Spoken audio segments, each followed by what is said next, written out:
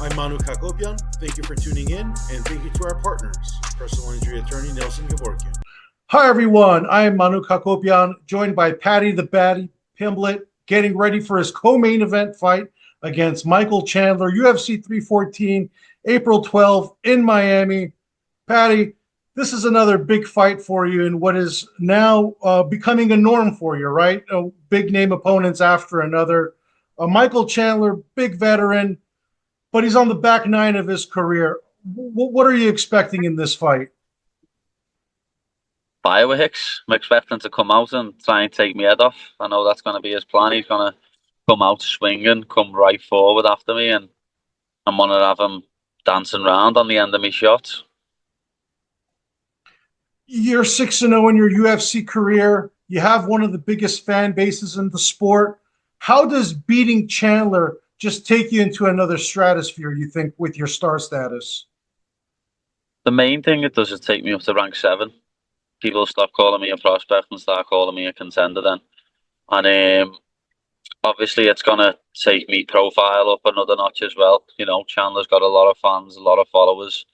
Done a season of the Ultimate Fighter. McGregor was meant to fight him. He's fought Charles, Dustin, Hooker, Poirier. You know, he's one of the big names at lightweight and one of the most entertaining fighters. So once I beat him, everything will ramp up to another level again. At 30 years old, around 25 fights into your career now, do you still feel people are judging you as a prospect? Yeah, still think people underestimate me at every turn. You know what I mean? People doubt me skills, and it's another reason that I'm looking forward to finishing this fight and shutting more haters up and proving all the people right who've backed me this whole time. Why is it that you think you don't get the credit you deserve? Because the proof is in the pudding. We've been seeing these performances; they're electric, and the facts speak for themselves. Why do you think you're not getting the credit you deserve? Probably because I look like a child still. But obviously, people always point out the Jared Gordon fight. You know, it was my worst performance in the UFC. It was a very close fight, and what everyone seems to forget in that fight is I snapped my ankle in the first round in the first minute, and I had to fight for like 14 minutes with one foot. And you know, if that was the other way around, I would have got Jared out of there. He wouldn't have lost it to the decision. I wouldn't have left it in the judges' hands. But I had to survive, and I still think I won that fight, even though it was razor close. And now we have Chandler. He's 2-4 in his UFC career. At 38 years old, what do you think still makes him dangerous? His power. You know what I mean? He can knock anyone out. He comes forward, swinging that overhand right to left hook. And if anyone he catches on the chin with it, he could knock out. But I'm just built different. Let's talk about the future a little bit. You're in the glamour division of the sport right now. We have Tsarukyan, Oliveira, Gagey, Poirier, Topuria. Who are you calling out if you beat Chandler?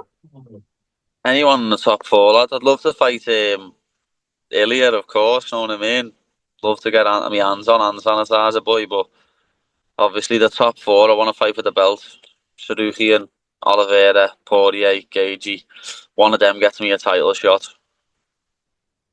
Tsarukyan is ranked number 1 in the division. Do you see him as the hardest outside of Islam?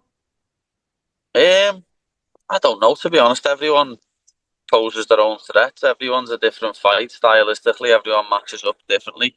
You know, MMA maths doesn't work. So it's just how you game plan for people and how you use your fight IQ to beat them. And what's the beef with Tsarukyan all about? Seems like you're waiting to get that off your chest this week when you bashed him. What's the beef all about? It's no beef, like, you know what I mean? I seen him say something about me the other week in an interview and just thought, who does this fella think he is? You know what I mean? Because he's a millionaire's son and he's had everything handed to him on a plate. Never had to work hard for nothing in his life. Yeah, eat shit. Was it the soundbite where he said, he only watches the serious fights and he didn't think you and Chandler were a big enough fight to get his attention? Yeah, and it says it all because he said that and now he's tweeting saying, fight me. You know what I mean? Thought I wasn't big enough to get your attention, but I've got you fucking reeled in like a big fish now, haven't I? You little dickhead. And just from a fighter's perspective, what did you make of his situation around UFC 311? Obviously, Yes, unfortunate for him, and he's put his career a couple steps back. But what do you make of that? he shit his pants. The UFC doctors come and checked him and said there's nothing wrong with him. He can fight if he wants. He shit his pants, lad. He didn't want to know. It's fucking embarrassing. Calls himself a fighter. So it sounds like that's a fight you would like, just to square and settle the beef in the cage.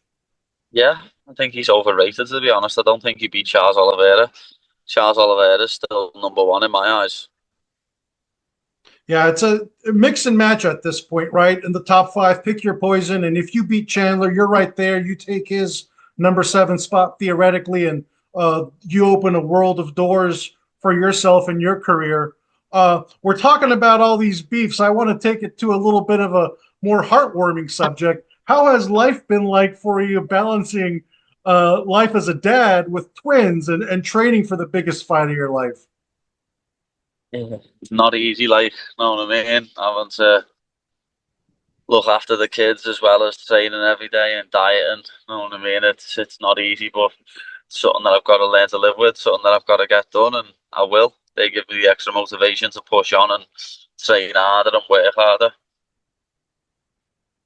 You know, I'm a dad. I train every day. I diet, but I can't lose 30 pounds overnight like you do. How do you do it? What is the secret to your success and losing weight as you please? I think the world wants to know. I always tell everyone, lad, calorie deficit. That's all that matters. You can eat 3 cheeseburgers a day if you want, if it's underneath your calorie intake. I know you love you some American food, some In-N-Out. What are you looking to feast on after the fight? What is the menu looking like? How many calories are we talking about? Blood, uncountable. But I'm definitely going to try and Cuban sandwich while I'm here. And the Mexican food looks very nice around here. But can't wait to have some desserts. So, what kind of a calorie intake is Sunday looking like? Up over under 5,000? Easy over 5,000, like. Oh wow! That's lightweight. You need to get that on video. I think that goes viral as soon as you put it out. Yeah, me videographer's here with me. Lad, I've got these two Reese's, what are these, strawberry jam? Reese's cups with jam in. And they're just two of them. I've got 400 calories in, lad. Probably eat about 10 of them. There's 2,000 calories for you right there. And then you're in Miami. You have the after party all planned out. They have some of the hottest nightclubs in all the world. Yeah, I'll probably go. I don't know if I'll go anywhere this Saturday, lad. They're always tired after the fight. I won't be getting out of the arena probably till about 2 in the morning, 2:30 in the morning. Even though I know clubs stay open all through till the next day, yeah. But I'm gonna want to go and get some food. I want to enjoy my scran after I've fought, and then I'll think about having a little party on the Sunday.